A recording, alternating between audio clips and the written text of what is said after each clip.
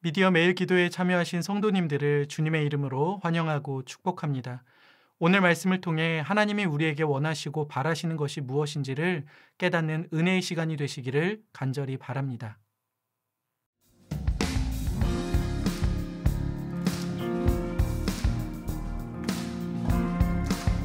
온 세상 위하여, 온 세상 위하여 나 복음 전하리. 만 백성 모두 나와서 주 말씀 들으라. 죄 중에 빠져서 헤매는 자들아, 주님의 음성 듣고서 너 구원받으라. 전하고 기도해 매일 증인 되리라.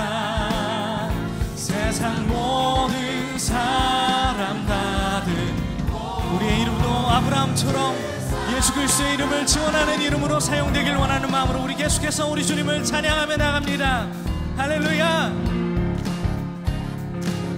온 세상 위하여, 온 세상 위하여 이 복음 전하리.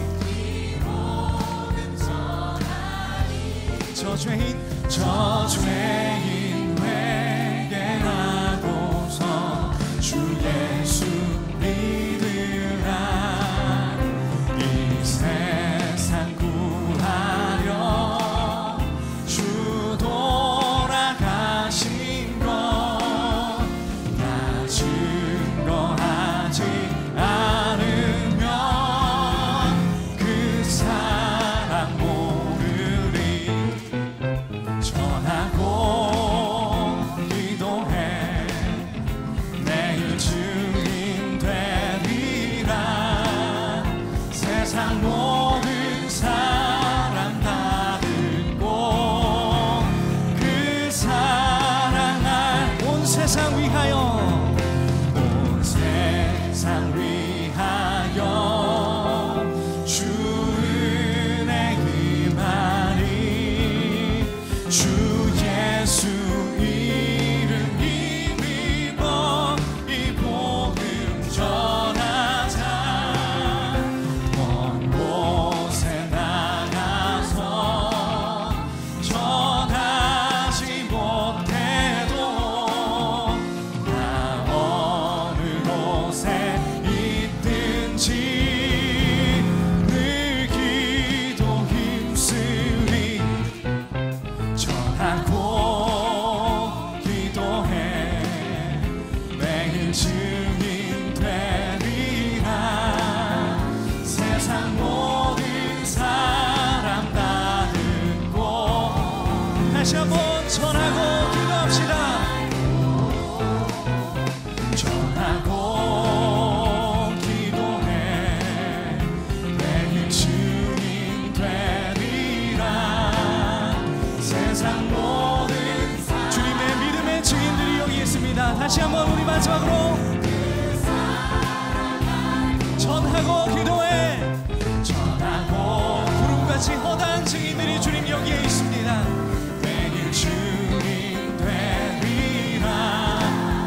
세상 모든 사람 다 듣고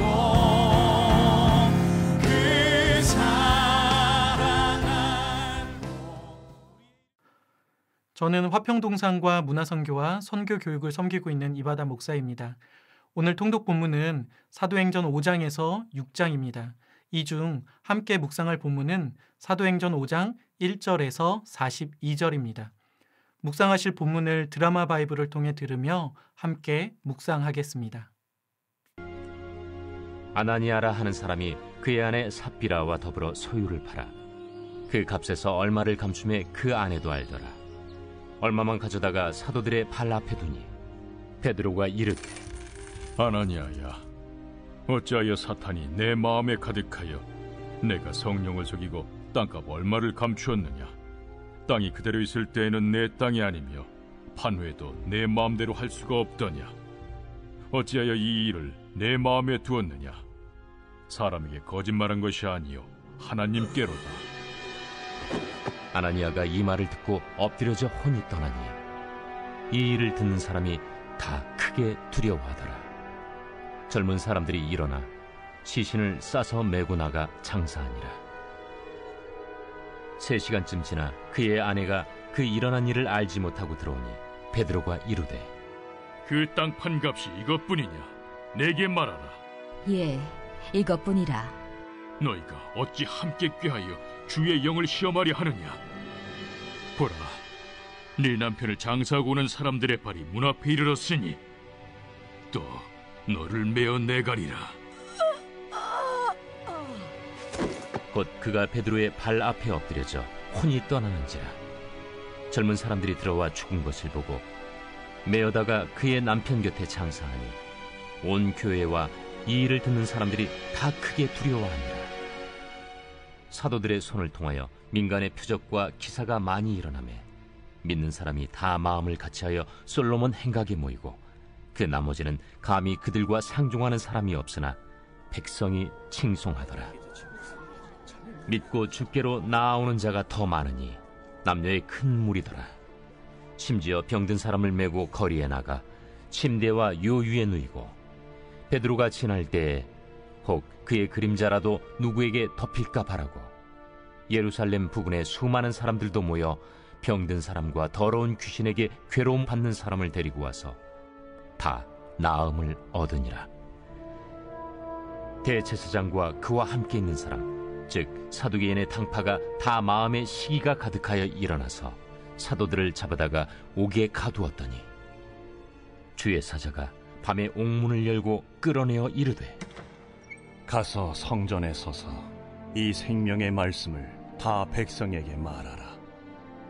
그들이 듣고 새벽에 성전에 들어가서 가르치더니 대제사장과 그와 함께 있는 사람들이 와서 공회와 이스라엘 족속의 원로들을 다 모으고 사람을 옥에 보내어 사도들을 잡아오라니 부하들이 가서 옥에서 사도들을 보지 못하고 돌아와 우리가 보니 옥은 든든하게 잠기고 지키는 사람들이 문에 서 있으되 문을 열고 본즉 그 안에는 한 사람도 없더이다. 성전 맡은 자와 제사장들이 이 말을 듣고 의혹하여 이 일이 어찌 될까 하더니 사람이 와서 알리되 보소서, 옥에 가두었던 사람들이 성전에 서서 백성을 가르치더이다. 성전 맡은 자가 부하들과 같이 가서 그들을 잡아왔으나 강제로 못하면 백성들이 돌로 칠까 두려워함이더라. 그들을 끌어다가 공회 앞에 세우니 대제사장이 물어 우리가 이 이름으로 사람을 가르치지 말라고 엄금하였으되 너희가 너희 가르침을 예루살렘에 가득하게 하니 이 사람의 피를 우리에게로 돌리고자 함이로다. 베드로와 사도들이 대답하여 사람보다 하나님께 순종하는 것이 마땅하니라. 너희가 나무에 달아 죽인 예수를 우리 조상의 하나님이 살리시고 이스라엘에게 회개함과 죄사함을 주시려고 그를 오른손으로 높이사 임금과 구주로 삼으셨느니라. 우리는 이 일의 증인이요 하나님이 자기에게 순종하는 사람들에게 주신 성령도 그러하니라. 그들이 듣고 크게 노하여 사도들을 없이하고자 할세 바리새인 가말리엘은 율법 교사로 모든 백성에게 존경을 받는 자라. 공회 중에 일어나 명하여 사도들을 잠깐 밖에 나가게 하고 말하되 이스라엘 사람들아, 너희가 이 사람들에게 대하여 어떻게 하려는지 조심하라. 이전에 드다가 일어나 스스로 선전하매 사람이 약 400명이나 따르더니 그가 죽임을 당하매 따르던 모든 사람들이 흩어져 없어졌고 그 후 호적할 때에 갈릴리에 유다가 일어나 백성을 깨어 따르게 하다가 그도 망한즉 따르던 모든 사람들이 흩어졌느니라. 이제 내가 너희에게 말하노니 이 사람들을 상관하지 말고 버려두라. 이 사상과 이 소행이 사람으로부터 났으면 무너질 것이요 만일 하나님께로부터 났으면 너희가 그들을 무너뜨릴 수 없겠고 도리어 하나님을 대적하는 자가 될까 하노라. 그들이 옳게 여겨 사도들을 불러들여 채찍질하며 예수의 이름으로 말하는 것을 금하고 놓으니 사도들은 그 이름을 위하여 능욕받는 일에 합당한 자로 여기심을 기뻐하면서 공회 앞을 떠나니라. 그들이 날마다 성전에 있든지 집에 있든지 예수는 그리스도라고 가르치기와 전도하기를 그치지 아니하니라. 저희는 지난 화요일부터 사도행전의 말씀을 묵상하고 있습니다. 사도행전은 예수님의 선교 지상 명령에 따라 사도들과 성도들에 의해 복음이 예루살렘과 온 유대와 사마리아와 땅끝까지 전파되어 가는 과정을 차례로 전개하고 있습니다. 복음이 전파된다는 것은 단순히 복음이 이곳에서 저곳으로의 이동만을 의미하지 않습니다. 복음이 전파된다는 것은 확장을 의미합니다. 이곳에도 있지만 저곳에서 새롭게 생성되어 추가되는 것이 확장입니다. 지금은 미디어로 새벽 기도회를 하고 있기 때문에 컴퓨터 작업에서 가장 많이 쓰이는 방법으로 비유해도 될 것 같네요. 단순한 이동은 마치 잘라내기 후 붙여넣기 같은 것입니다. 이곳에 있던 것이 저곳으로 이동합니다. 그래서 이전에 있던 자리에서는 없어집니다. 하지만 확장은 다릅니다. 확장은 마치 복사해서 붙여넣기 같은 것입니다. 이곳에 있던 것은 여전히 그대로 있으면서 동일한 것이 저쪽에 새로이 만들어지는 것입니다. 그래서 사도행전에 나타나는 복음은 예루살렘과 유대와 사마리아와 땅끝으로의 이동을 하는 것이 아니라 점점 확장을 하고 있었습니다. 복음이 전파되기 시작하던 초대교회에는 참 아름다운 공동체의 모습이 있었습니다. 그것은 바로 필요에 따라 나누어주는 공동체라는 사실입니다. 사도행전 2장 44절, 45절을 보면 믿는 사람이 다 함께 있어 모든 물건을 서로 통용하고 또 재산과 소유를 팔아 각 사람의 필요를 따라 나눠주며 라고 기록하고 있고, 그리고 4장 35절을 보면 그들이 각 사람의 필요를 따라 나누어 줌이라 라고 기록하고 있습니다. 초대교회는 모든 물건을 서로 통용하는 함께하는 공동체였고, 각 사람의 필요에 따라 더 많이 가진 사람이 덜 가진 사람에게 나누는 공동체였습니다. 이것이 가능했던 이유가 있습니다. 바로 초대교회의 공동체를 이루었던 사람들은 복음을 전해준 사도의 가르침을 받아 서로 교제하고 떡을 떼며 오로지 기도하기를 힘쓰는 자들이었기 때문입니다. 즉, 말씀대로 사는 자들이었습니다. 그런데 말씀대로 사는 것이 쉬운 것인가요? 아니요. 그렇지 않습니다. 특히 자신의 의지로는 어렵습니다. 그런데 초대교회 공동체는 어떻게 그렇게 살 수 있었을까요? 그것은 바로 성령의 역사가 있었기 때문입니다. 그런데 이 성령의 역사 가운데 복음이 확장되어 가던 초대교회에 문제가 생깁니다. 성령의 역사로 자연스럽게 이루어지는 초대교회의 아름다운 공동체의 모습, 즉 모든 물건을 서로 통용하고 각자의 필요에 따라 나누어주는 초대교회의 아름다움 속에 인간적인 모습이 드러나게 된 것입니다. 바로 오늘 본문 사도행전 5장에 나오는 아나니아와 삽비라의 이야기입니다. 아나니아와 삽비라는 초대교회의 모습을 표현하는 사도행전 2장 45절의 말씀처럼 재산과 소유를 팔아 헌금을 합니다. 그런데 성령의 역사로 이루어졌던 이전의 나눔과는 다른 점이 있었습니다. 바로 온전하지 않았다는 것입니다. 오늘 본문인 사도행전 5장 2절을 보면 그 값에서 얼마를 감춤해 그 아내도 알더라. 얼마만 가져다가 사도들의 발 앞에 두니라고 기록되어 있습니다. 아나니아와 삽비라가 그들의 소유를 팔기는 하였으나 판 금액의 일부분은 감추고 일부분만 헌금을 한 것입니다. 그들이 판 재산이 얼마였는지는 알 수 없습니다. 하지만 분명한 건 두 가지 중 하나였을 것입니다. 한 가지 가능성은 그들은 그들의 소유를 팔 때의 마음과 헌금할 때의 마음이 같지는 않았던 것 같습니다. 소유를 팔 때는 믿음으로 결단하였겠죠. 믿음의 결단이 없었다면 팔지도 않았을 테니까요. 그런데 소유를 팔고 난 후에 그들 수중에 들어온 돈이 보이지 않았을까요? 아마 인간적인 계산이 나오지 않았을까?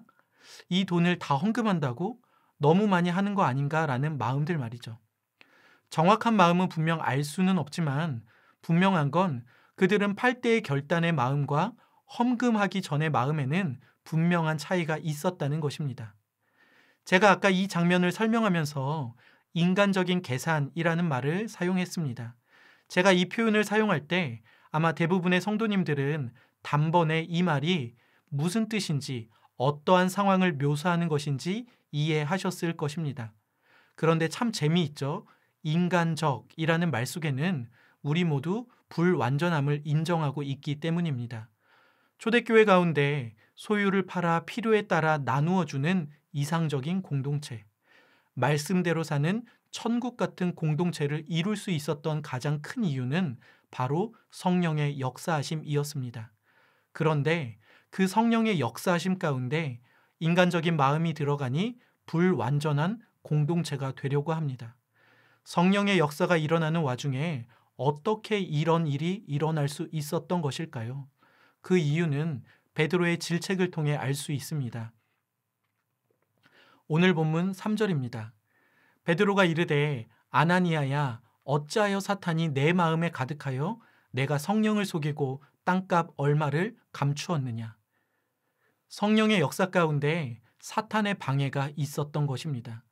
말씀을 따라 완전한 공동체를 이루던 초대교회에 인간적인 불완전함이 스며들기 시작한 것입니다. 다른 한 가지 가능성은 그들은 결단하며 소유를 판 것이 아니라 어쩔 수 없이 소유를 팔았다는 것입니다. 초대교회는 가진 자들이 소유를 팔아 가지지 못한 자들의 필요에 따라 나누어 주는 아름다운 공동체였습니다. 이러한 운동이 한참 일어날 때 아나니아와 삽비라도 가만히 있을 수는 없었을 거예요. 그렇게까지 하고 싶지는 않은데 자기가 가진 자라는 사실을 공동체 사람들이 알고 있기 때문에 가만히 있을 수만은 없었을 거예요. 그래서 그들은 마지못해 헌금할 계획을 합니다.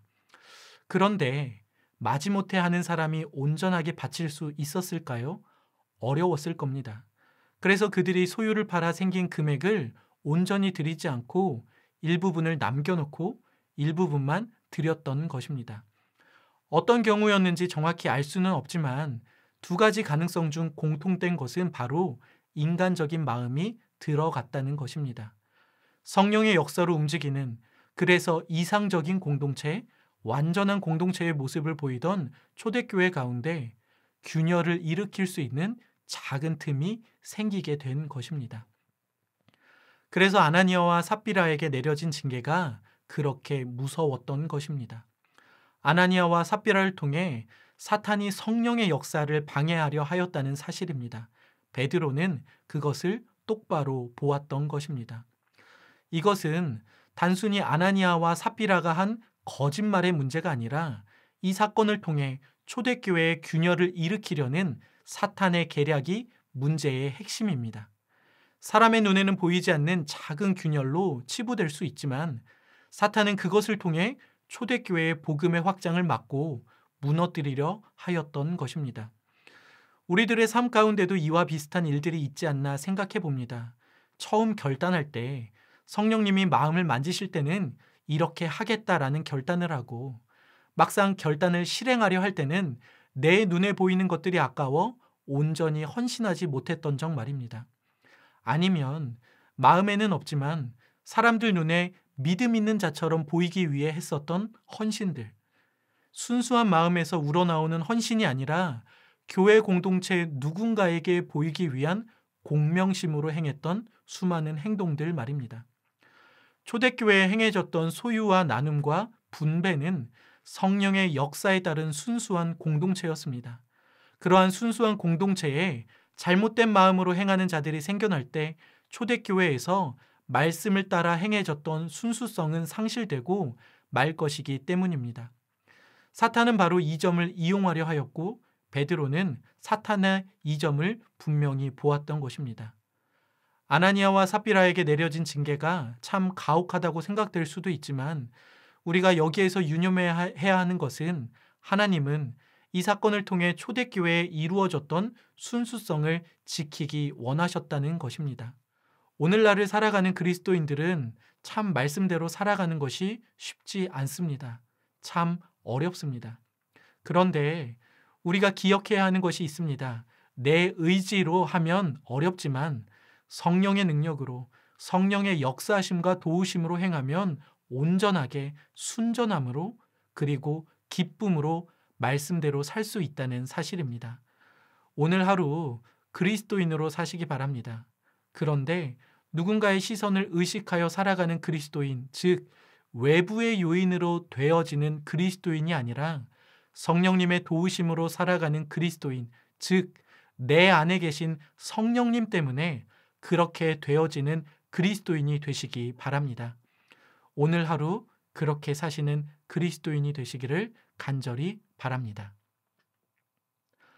오늘 말씀을 기억하며 이렇게 기도하시기 바랍니다. 복음이 내 안에 가득하게 하시고 복음으로 인해 기뻐하는 삶을 살게 하옵소서라고요. 그리고 오늘 말씀 사도행전 5장을 통해 받은 은혜나 묵상이 있으신 분들은 댓글로 남겨주시기 바랍니다. 제가 기도한 후에 각자 계신 자리에서 말씀을 기억하며 각자 기도하는 시간을 갖도록 하겠습니다. 기도하겠습니다. 하나님, 성령의 역사가 불일 듯 일어나던 초대교회에서도 사탄은 여전히 성도들을 공격합니다. 성령의 능력, 말씀을 의지하며 사는 것이 아니라 인간적인 마음으로 살아가도록 말이죠. 하지만 초대교회의 성도들은 복음이 주는 능력과 기쁨으로 살아갔습니다. 그래서 복음이 오늘날 우리에게까지 전파될 수 있었습니다. 하나님, 저희들도 성령의 역사하심으로 복음이 주는 능력과 기쁨으로 살아가는 자가 되길 원합니다. 그러한 삶이 될 수 있도록 오늘 하루도 우리를 붙잡아 주시옵소서. 하나님이 기뻐하시는 그리스도인으로 살아가는 그리스도인 한 사람 한 사람이 되길 간절히 기대하오며 예수님의 이름으로 기도합니다. 아멘.